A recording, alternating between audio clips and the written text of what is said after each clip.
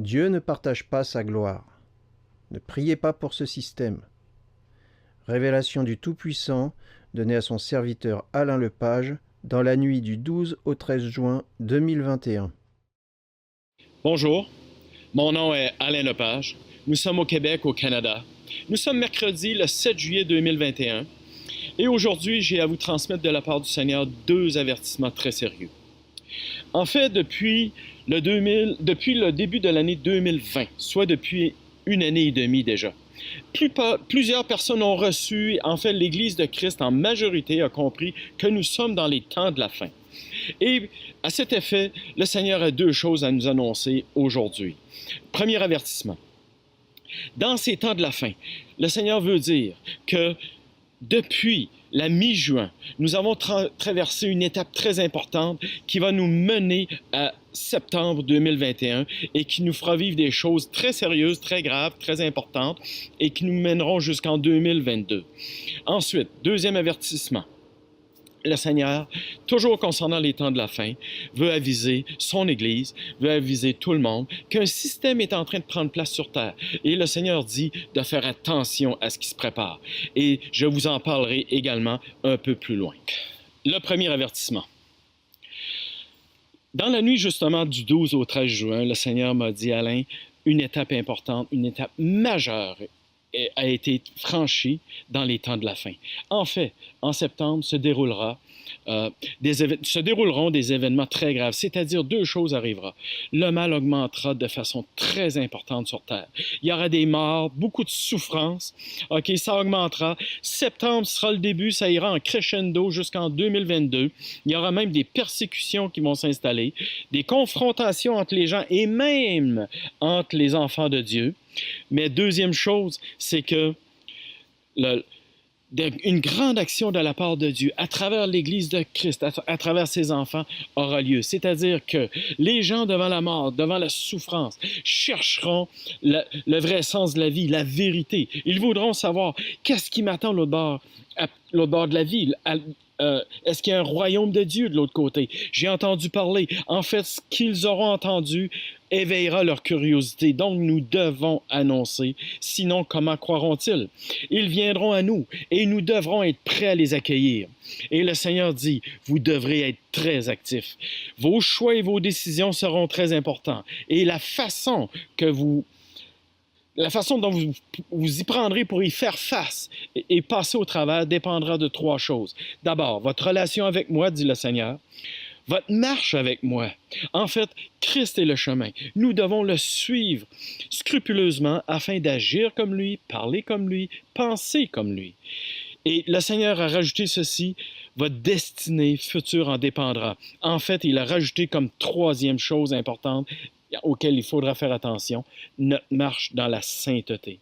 Notre marche dans la sainteté devra être prioritaire dans tout ce qu'on voudra faire et entreprendre pour lui, pour le Seigneur, dès septembre. Mais auparavant, il y aura une accalmie en plusieurs lieux sur la terre.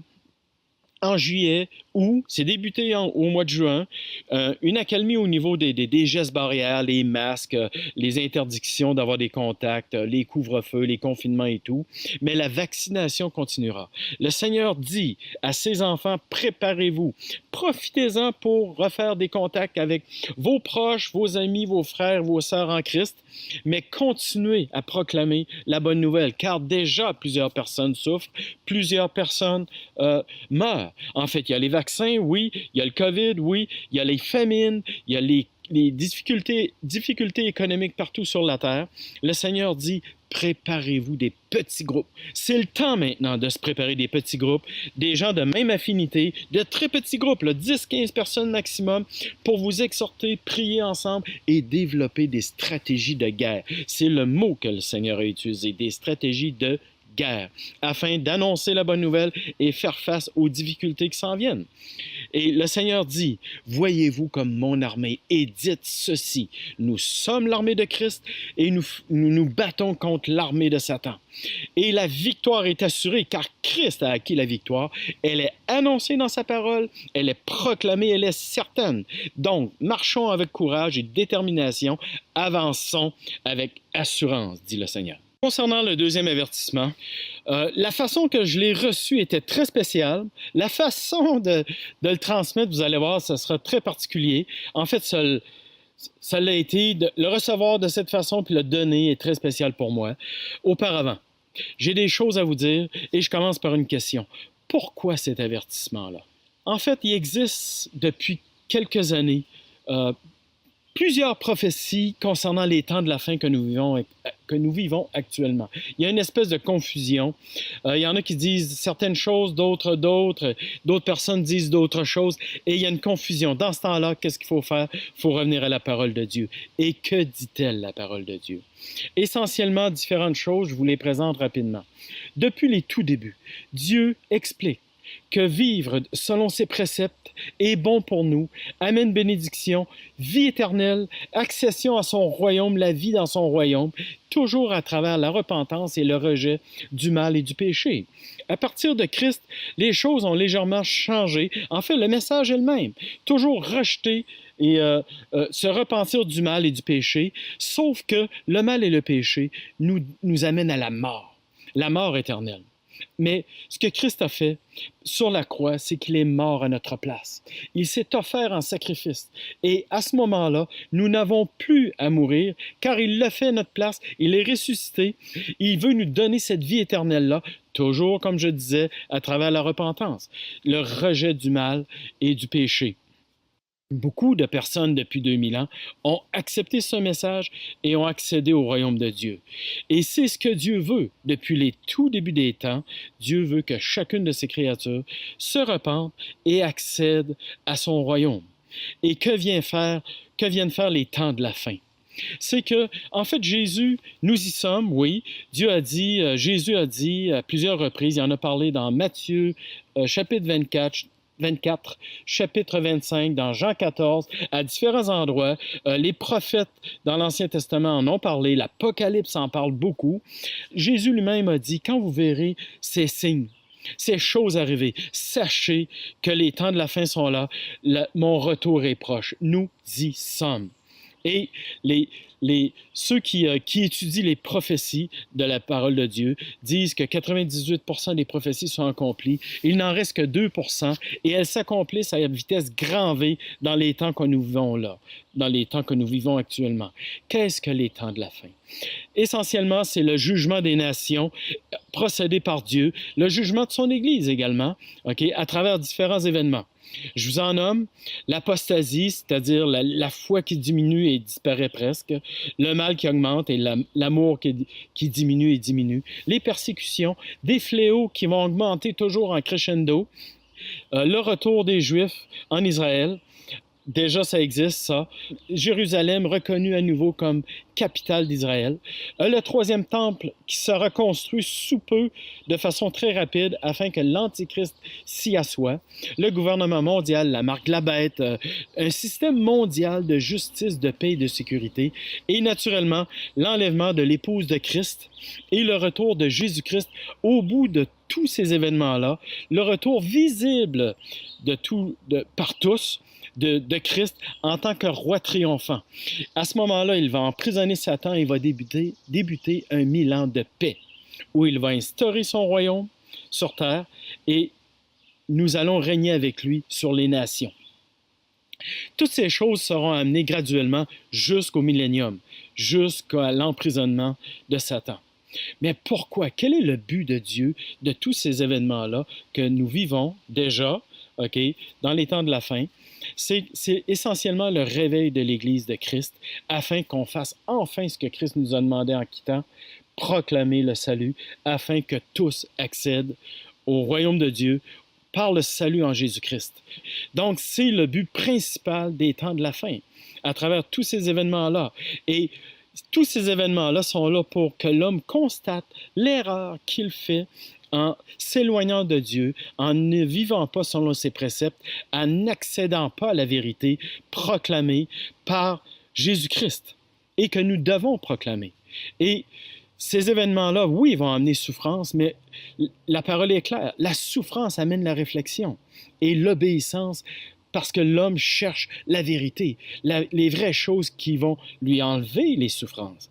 Et la solution est ce que Christ annonce et ce que nous devons annoncer. Pourquoi j'ai énuméré les événements des temps de la fin tout à l'heure? C'est que l'avertissement, le deuxième avertissement de Dieu, concerne un de ces événements-là, soit l'installation du système qui va rétablir la justice, la paix et la sécurité sur terre. C'est annoncé dans la parole de Dieu. Ça se fera. Est-ce que c'est la volonté de Dieu? En fait, la terre entière l'acceptera, ce système-là. Est-ce que c'est la volonté de Dieu? C'est la volonté permissive, comme on dit. Dieu permet. Pourquoi permet-il? Parce qu'il veut montrer à l'être humain, durant les temps de la fin, Dieu veut une chose, montrer aux humains qu'ils ont tort d'être rebelles à lui, de rejeter ses préceptes et le salut en Jésus-Christ. Alors Dieu va permettre l'établissement de ce système-là afin que les gens font erreur, ont tort d'espérer qu'il y a quelque chose de bon qui peut émerger de ce monde. Un monde sous le pouvoir de Satan. Comment un monde sous le pouvoir de Satan peut amener quelque chose de bon en rapport au royaume de Dieu? Le royaume de Dieu qui est quoi? Je le répète, le salut de tous. Que tout le monde accepte au salut en Jésus-Christ, accepte au royaume de Dieu. Et ce système-là, en quoi est-il néfaste? Il est néfaste dans le fait que il va empêcher les gens d'accéder à Dieu et au royaume de Dieu. En fait, qui veut ce système-là? On a très bien compris, la parole de Dieu le dit, c'est Satan lui-même qui va instaurer ce système-là. Pourquoi c'est avantageux pour lui? Un système de justice, de paix et de sécurité, des valeurs qui sont contraires à lui, c'est parce qu'il a compris une chose très importante que nous savons tous. Quand les choses vont bien, quand il y a la paix, la sécurité, la justice, etc. Qu'est-ce que l'homme fait? Il dort, il s'endort, et il ne cherche pas Dieu. Il ne cherche pas une porte de sortie, l'espoir du royaume de Dieu. Il ne veut rien savoir de Dieu. L'Église de Christ, qu'est-ce qu'elle fait? Elle s'endort. Elle oublie sa mission unique que Dieu lui a donnée en quittant cette terre. Et il a dit, allez proclamer la bonne nouvelle du salut en Jésus-Christ. Et l'Église s'endort et arrête de proclamer. Et ce qu'elle fait à la place, c'est « Merci Seigneur, tu me bénis. Tu me bénis. » Donc Satan a compris que le bien-être de ce système-là va favoriser la mort éternelle de quantité de gens, soit exactement l'inverse de ce que Dieu veut. Autre chose que Satan vise en instaurant ce système-là, c'est qu'il a compris une chose. Des chrétiens qui voudront ce système-là ne feront pas ce que Dieu demande. En fait, la parole de Dieu dit dans sa parole d'évangéliser, d'être entièrement consacré à évangéliser, proclamer la bonne nouvelle, prier pour le salut des hommes, prier pour la venue du royaume de Dieu, le millénium, prier pour des ouvriers.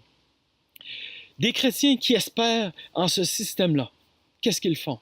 Ils prient pour le système. Ils intercèdent. Je connais beaucoup de chrétiens qui veulent le retour de la justice sur terre et ils font du combat spirituel. Ils intercèdent. En fait, ils sont séparés en eux. En fait, ces gens-là j'en ai connu plusieurs, qui étaient des évangélistes, qui évangélisaient, ils ont cessé d'évangéliser pour la plupart, parce qu'ils sont consacrés, ils veulent tellement ce système de justice, ils veulent que les méchants soient emprisonnés, que le mal arrête sur terre. Mais nous sommes dans un temps de la fin où le mal va augmenter, c'est exactement le contraire que Dieu a annoncé dans sa parole. Et il bafoue le premier commandement où nous sommes supposés être à 100% consacrés et en amour avec le Seigneur de tout notre cœur, de toute notre âme, de toutes nos forces et de toutes nos pensées. Et qui est en train d'instaurer ce système-là sur terre en ce moment?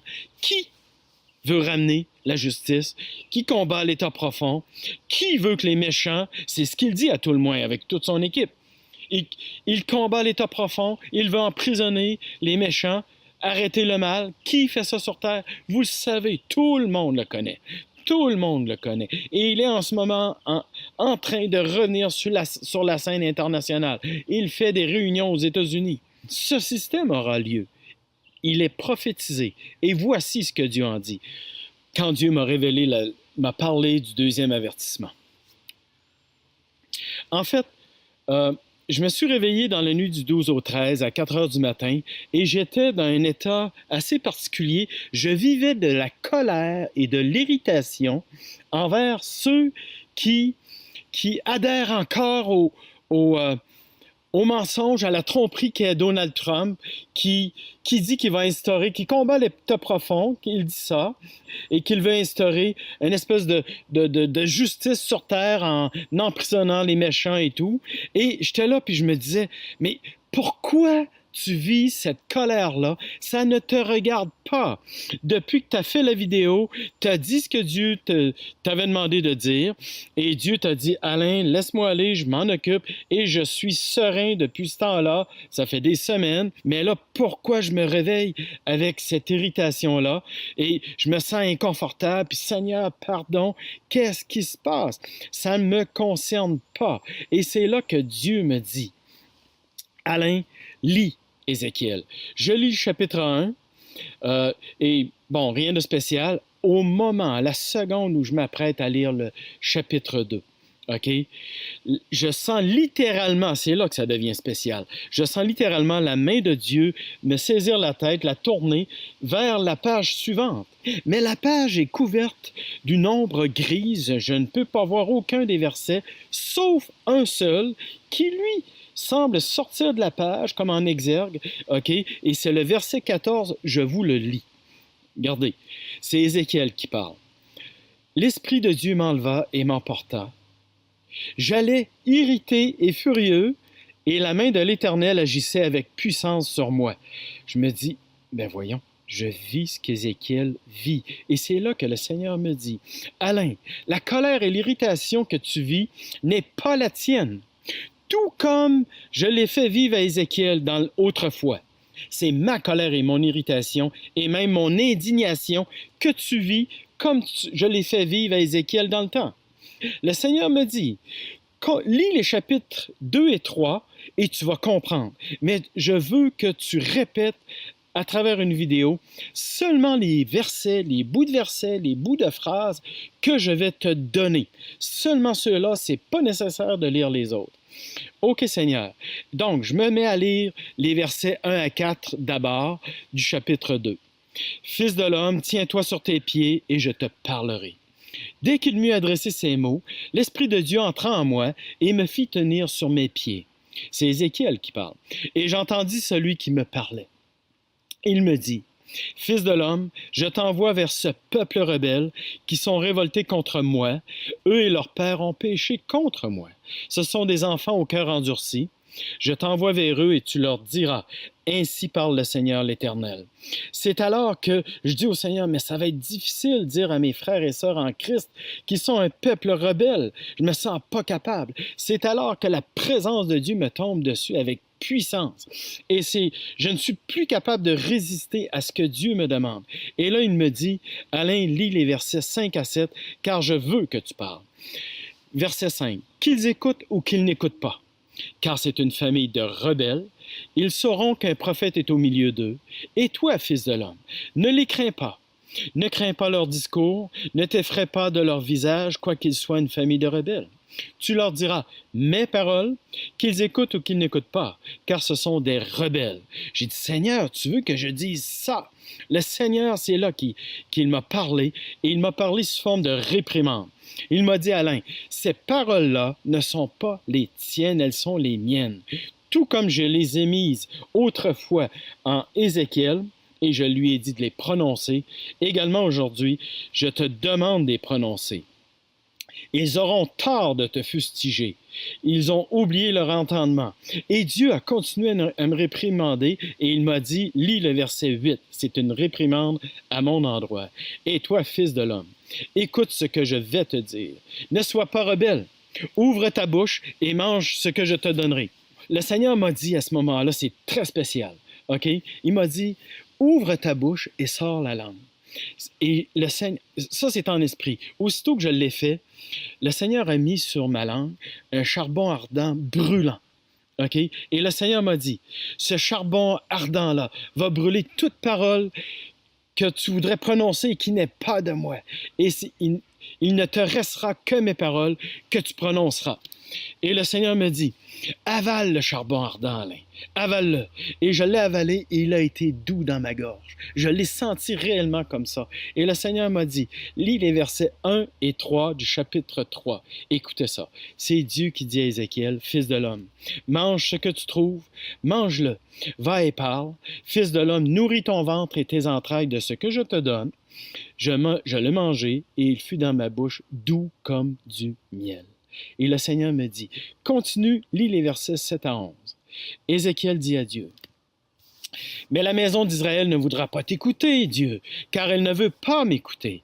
La maison d'Israël a le front dur et le cœur endurci. Alors Dieu dit, j'endurcirai ta face et ton front pour que tu les opposes à leur face et leur front. Je rendrai ton front dur comme le diamant, plus dur que le roc. Ne les crains pas, quoiqu'ils soient une famille de rebelles. Reçois dans ton cœur et tes oreilles toutes les paroles que je te dirai. Va vers les captifs, va vers les enfants de ton peuple, et tu leur parleras. Et le Seigneur me dit, ces captifs sont ceux qui espèrent en Trump et qui prient et intercèdent pour qu'il agisse. C'est le mensonge de Satan. Ils intercèdent contre ça, pour ça. Ils prient contre ma volonté, contre quelque chose que je permets, mais que je ne veux pas. Je permets parce que nous sommes dans les temps de la fin. Lis les versets 17 à 20 ainsi que le 27e. Je t'établis comme sentinelle, tu écouteras la parole qui sort de ma bouche et tu les avertiras de ma part. Quand je dirai au méchant, tu mourras.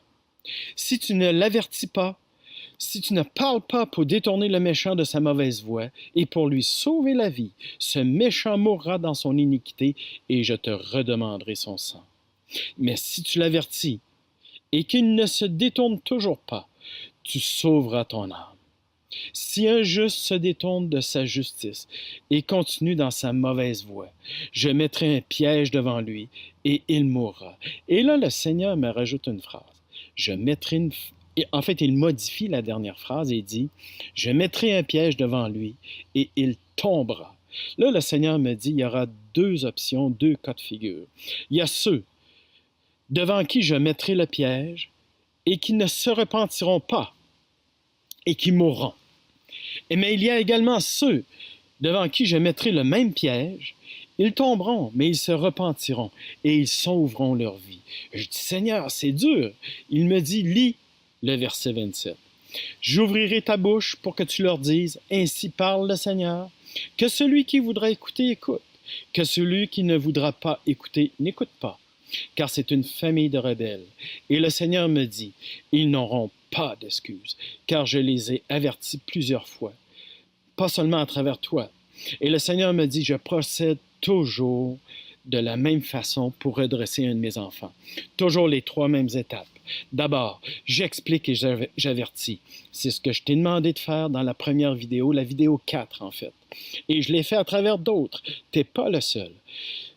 Ils n'ont pas écouté, alors pour ceux qui n'ont pas écouté, j'avertis sévèrement. C'est ce que je fais aujourd'hui, à travers cette vidéo que je te demande de faire aujourd'hui. S'ils n'obéissent toujours pas, c'est là que je frapperai. Ceux qui se repentiront sauveront leur vie, sinon ils mourront. Je dis, Seigneur, c'est tellement dur. Il dit, Alain, croire en ce système de justice, de paix et de sécurité, ils savent que ce n'est pas de moi. Ils savent que c'est de l'ennemi.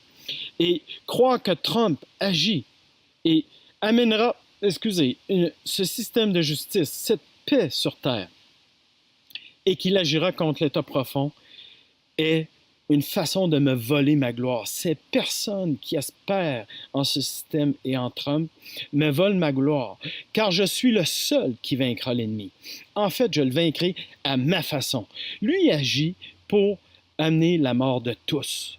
Moi, j'agis pour amener la vie éternelle en tous. Donc, à travers mon Église, c'est comme ça que je combats l'ennemi et que je le combattrai jusqu'au bout. Je le combats en envoyant mon Église proclamer la bonne nouvelle comme je vous ai demandé quand j'ai quitté cette terre. Et en prononçant et en proclamant ma bonne nouvelle, plusieurs viendront à mon salut. Je veux le salut de tous. C'est ce que je veux maintenant. Et les temps de la fin sont la dernière façon, le dernier temps qu'ils ont pour se repentir. Le choix de Donald Trump pour établir ce système est dans la volonté de Dieu, mais ce qu'on appelle la volonté permissive. C'est-à-dire que Dieu permet ces choses, car il les a annoncées depuis longtemps. En fait, voilà pourquoi certains ont reçu que j'avais choisi Trump, et c'est ce qui les a trompés. En fait, Dieu dit, je l'ai choisi pour qu'il établisse ce système de fausse justice, de fausse paix, de fausse sécurité qui viendra pas de moi, dit Dieu, mais de Satan lui-même. Alors Dieu dit, pour ceux qui croient que Trump est selon ma volonté, pour établir quelque chose de bon venant de moi. Alors le Seigneur m'a donné Osée, chapitre 13, versets 9 à 11. Et il m'a rajouté des mots que je vais vous donner. Okay, à mesure qu'il me les a donnés. Ce qui cause ta ruine, toi qui espères en Trump, c'est que tu as été contre moi, contre celui qui pouvait te secourir. Où donc est ton roi, le roi Trump? Qu'il te délivre dans toutes tes villes. Où sont tes juges, au sujet desquels tu me disais, donne-moi un roi et des princes? Je te les ai donnés, dit le Seigneur. Je t'ai donné un roi dans ma colère, je te l'ôterai dans ma fureur. Le Seigneur dit, OK, ceux qui prient pour Trump, ceux qui combattent pour Trump, pour qu'ils réussissent à établir la justice, se plaignent souvent qu'ils sont découragés, désespérés. Voici le verset que j'ai pour eux. Zacharie, chapitre 7, versets 11 à 13. Ils refusèrent d'être attentifs à l'Éternel, et ils furent rebelles et durcirent leur cœur. Écoutez cela. Alors je n'ai pas écouté quand ils ont appelé. Toute prière qui n'est pas selon la volonté de Dieu n'est pas répondue par Dieu.